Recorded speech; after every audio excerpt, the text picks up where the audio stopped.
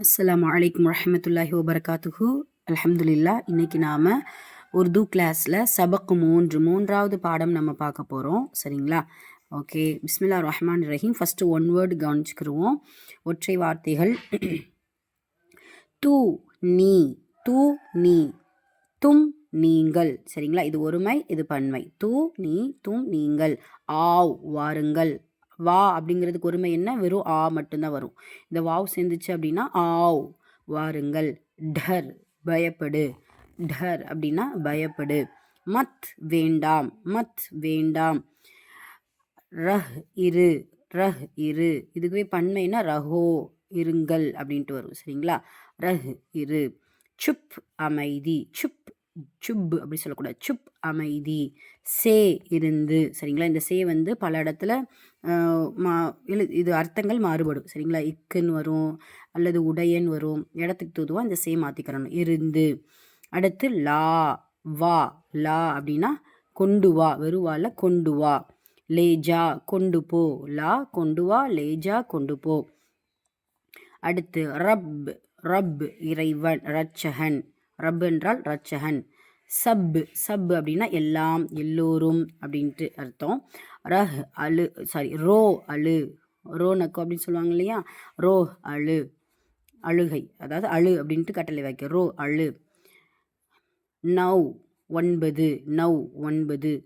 கூ இக்கு தை இல் எல்லாத்துக்குமே இந்த கூ வரும். நம்ம ஃபஸ்ட்டு இதுக்கு முன்னாடி ஒரு லெசனில் வெறும் கூ சொல்கிறதுக்கு வந்து இக்குன்னு மட்டும்தான் படித்தோம். ஆனால் இதுக்கு தை இல் எல்லாத்துக்குமே இந்த அர்த்தம் வரும். கூ. தீன் அப்படின்னா 3. ஓகேங்களா? அடுத்து சச் உண்மை. கஹ் பேசு. அதாவது இது கிடையாது. இந்த இடத்துல கஹ்னா பேசு அப்படின்ட்டு அர்த்தம். தின் நாள், பகல் அப்படின்னு அர்த்தம். அப்புறம் ரஹா இருந்து. ரஹா அப்படின்னா இருந்து. அப்புறம் ஹஷ் மயக்கம். ஹஷ் அப்படின்னா மயக்கம். லே வாங்கு. லே வாங்கு. லே வாங்கிக்கொள். தோ அப்படின்னா 2. தோ அப்படின்னா 2. அதே லே தோ ஒரு இடத்துல, சில இடத்துல இந்த தோ வந்து இன்னொரு அர்த்தமும் கொடுக்கும். அதாவது இப்போ லா தோ அப்படின்னா வாங்கிட்டு வா அப்படின்ட்டு அர்த்தம். இந்த மாதிரி அர்த்தம் கொடுக்கும். அதை நம்ம சென்டென்ஸ் பார்க்கும்போது பார்ப்போம். தோ அப்படின்னா 2. இதுவே நம்ம இன்றைக்கி படிச்சிட்டோம். ஏக் படிச்சிருக்கோம், தீன் ஏக் தோ 2 படிச்சிருக்கோம், தீன் படிச்சிருக்கோம், நவ் படிச்சிருக்கோம். சரிங்களா? 9 வரை படிச்சிருக்கோம். அதுக்கப்புறம் கர். கர் அப்படின்னா வீடு. ஆயா வந்தான். இதில் ஆ மட்டும் எடுத்தால் வான் அர்த்தம். ஆயா அப்படின்னா வந்தான் அப்படின்னு அர்த்தம். ராத் இரவு. சோ தூங்கு. ஹம்கு எங்களுக்கு, நமக்கு அப்படின்ட்டு. ஹம்கு புலா கூப்பிடு. ஓகேங்களா? இப்போ இந்த ஒன் வேர்டெல்லாம் நம்ம ஈஸியாக நம்ம தெரிஞ்சுக்கிட்டோம். இதை நம்ம புரிஞ்சாதான் இந்த மாதிரி வாக்கியங்கள் சென்டென்ஸ் அமைக்க முடியும். இப்போ பாருங்கள். பிஸ்மில்லா ரஹ்மான் ரஹீம். ரப் சே டர். ரட்சகனுக்கு பயப்படு. சே அப்படின்னா இருந்துன்ட்டு இருக்குது. நம்ம சொன்னோம்ல இடத்து தூதுவா இந்த சே மாறும். ரப் சே டர். ரட்சகனுக்கு பயப்படு. சப்சே சச்கா. சப்சே சச்கா. சப் அப்படின்னா என்ன படிச்சிருக்கோம்? எல்லாரும், எல்லோரும், எல்லாம் அப்படின்னு படிச்சிருந்தோம். எல்லோரிடத்திலும். சச்கா உண்மை பேசு. சச்னா உண்மை, கஹ்னா பேசு. எல்லோரிடத்திலும் உண்மை பேசு. கர் சே ஆயா. கர் சே ஆயா. கர் வீடு. வீட்டிலிருந்து ஆயா வந்தான். வீட்டிலிருந்து வந்தான். கிஸ்கு கஷ் ஹை. கிஸ்கு கஷ் ஹை. யாருக்கு மயக்கமாக இருக்குது? கிஸ்னா யார், இக்கு கூனா இக்கு அப்படின்ட்டு அர்த்தம். யாருக்கு கஷ் மயக்கமாக இருக்கிறது? கேள்விக்கான ஒரு சென்டென்ஸ். சரிங்களா? அதுக்கப்புறம் அப் தூ நஹ்ரோ. அப் இப்போது, தூ நீ, நஹ்ரோ அழாத. இப்போது நீ அழாத.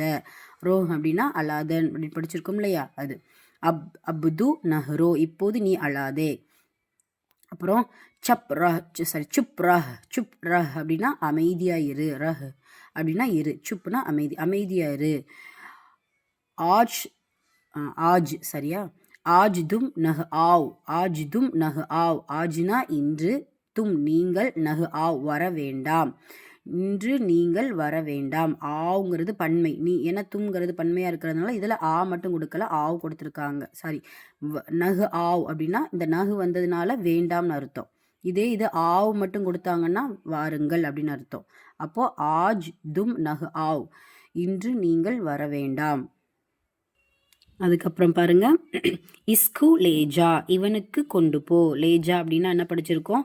கொண்டு போ. அப்போ இஸ்கு இவனுக்கு, இந்த இது அப்படின்னு வரும் இல்லையா? இஸ்கு இஸ்கு லேஜா இவனுக்கு கொண்டு போ. மத் மத் டர் அப்படின்னா என்ன அர்த்தம்? பயப்பட வேண்டாம். மத் டர் பயப்பட வேண்டாம். அதுக்கப்புறம் நவ் ஆம் லாதே. நவ் ஆம் லாதே. நவ்னா எத்தனை? 9. ஆம்னா மாம்பழம். லாதே அப்படின்னா என்ன படிச்சிருக்கோம்? லாதேனா கொண்டு வா. சரிங்களா? லாவும் கொண்டு வான்னு அர்த்தம், தேனாலும் கொடு அப்படின்னு அர்த்தம். இது எல்லாம் சேர்த்து ஒரே சென்டென்ஸாக நம்ம சொல்லலாம். 9 மாம்பழம் கொண்டு வா. ஓகேங்களா?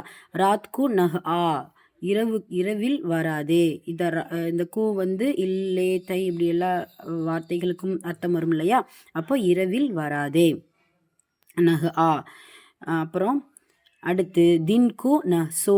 தின் அப்படின்னா பகலில் தூங்காதே. தின்கு நஹ்சோ பகலில் தூங்காதே. அதுக்கப்புறம் தோ தின் ரஹா. தோ தின் ரஹா 2 நாள் இருக்கிறது. தோ தின் ரஹா 2 நாள் இருக்கிறது. அதுக்கப்புறம் உஸ்கு லே ஆ. உஸ்கு லே ஆ அவனுக்கு, அதை இந்த இடத்துல அவனுக்குங்கிறத விட உஸ்குனா தை அப்படிங்கிற அர்த்தம் இருக்குன்னு நம்ம படித்தோம் இல்லையா?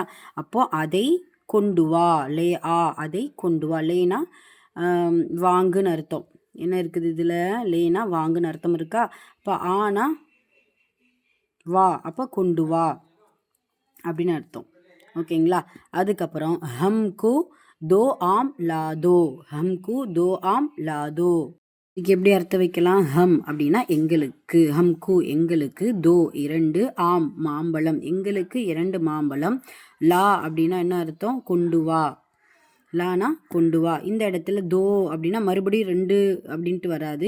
இடத்துக்கு தோதுவாக இந்த தோ வந்து மாறும். சரிங்களா? ஒரு சில நேரம் எண்ணிக்கைக்கு தோன்னு சொல்லுவாங்க, இன்னொன்றுக்கு கொண்டு வந்து அப்படின்ட்டு அர்த்தம் வரும். ஸோ எங்களுக்கு 2 மாம்பழம் கொண்டு வந்து கொடு. எங்களுக்கு 2 மாம்பழம் கொண்டு வந்து கொடுங்கள் அப்படின்ட்டு அர்த்தம். சரிங்களா? எங்களுக்கு 2 மாம்பழம் லாதோ கொண்டு வந்து கொடுங்கள் அப்படின்னு அர்த்தம். சரிங்களா? அடுத்து அஹ்மதுக்கு புலா. அஹ்மதை கூப்பிடு. அஹ்மதை கூப்பிடு. தீன் கிதாப் லேலே. 3 புத்தகம் லேலேனா வாங்கிக்கொள். 3 புத்தகம் வாங்கிக்கொள். ஓகேங்களா? அப்போ உங்களுக்கு இது புரியும்னு நினைக்கிறேன். ஓகேங்களா? இந்த வேர்ட்ஸ் படிச்சிட்டிங்கன்னா இது ஈஸியாக உங்களுக்கு புரிஞ்சிடும். இது டவுட் இருந்தால் இன்ஷால்லா கேளுங்க. அதுக்கப்புறம் காலியான இடங்களை பொருத்தமான வார்த்தைகளை கொண்டு நிரப்புக. இதை நம்ம எப்படி நிரப்பலாம் அப்படின்னு பார்த்தீங்கன்னா, ஃபஸ்ட்டு பாருங்கள், ரஹ் அப்படின்னு இருக்குது. ரஹ்னா இரு. அப்போனா இங்கே முன்னாடி என்ன போட்டுக்கலாம்? சுப் ரஹ். இதே இருக்குது. சுப் ரஹ் அமைதியாக இரு. நவ் ஆம் 9 மாம்பழம் என்ன செய்யலாம்? கொண்டு வா அப்படின்னா லேஜா. சரி, லே ஆ இல்லைன்னா லேஜாவே வச்சுக்கிருவோம். சரிங்களா? 9 மாம்பழம் கொண்டு போ. கர் வீடு. ஆயா அப்படின்னா கர் சே ஆயா. இதில் இருக்குது பார்த்தீங்களா? கர் சே ஆயா வீட்டிலிருந்து வந்தான், அல்லது வீட்டிலிருந்து வந்தான். அதுக்கப்புறம் சச் கஹ். சச் கஹ் அப்படின்னா என்ன அர்த்தம்? சச்னா என்னது? உண்மை. கஹ்னா என்னது? பேசு. அப்போ சச் கஹ்னா சப்சே சச் கஹ். இதில் இருக்கிற மாதிரி நம்ம எடுத்து எழுதிக்கலாம். சப்சே சச் கஹ் உண்மையை, எப்போதும் உண்மையை பேசு. அதுக்கப்புறம் இப்போது. இப்போது ஆ. இப்போது வா அப்படின்னு அர்த்தம். ரஹா அப்படின்னா என்ன படிச்சிருக்கோங்க? இருந்து.